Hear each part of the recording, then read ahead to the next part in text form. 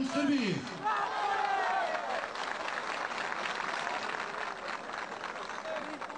Molim vas da minutom ćutanja odamo poštovanje.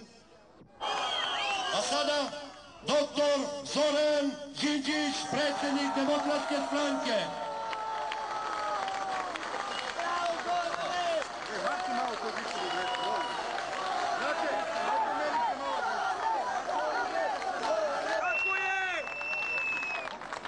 Dragi zemljaci,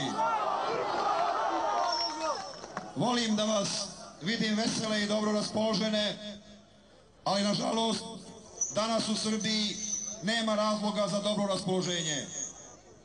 Jutro smo prošli Kosovom od Podujeva do Gračanice, prošli smo kroz mesta sa slavnim imenima Devet Jugovića, Lazarevo, Miloševo. Nijednog Srbina u tim mestima više nema.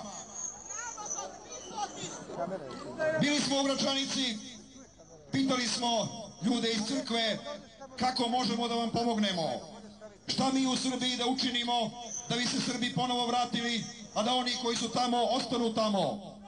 Rekli su nam jednu rečenicu: promenite nedemokratsku vlast, ojačajte Srbiju, vratite nas u svet. Dajte nam snagu naroda, dajte ljudima posao, dajte deci budućnost, škole, bolnice, penzije.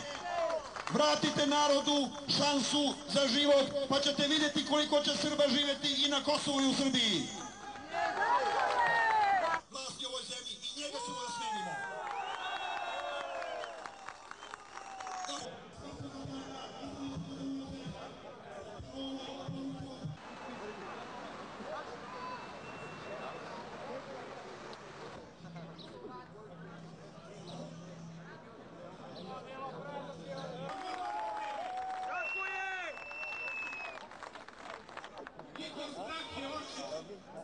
Srbiji.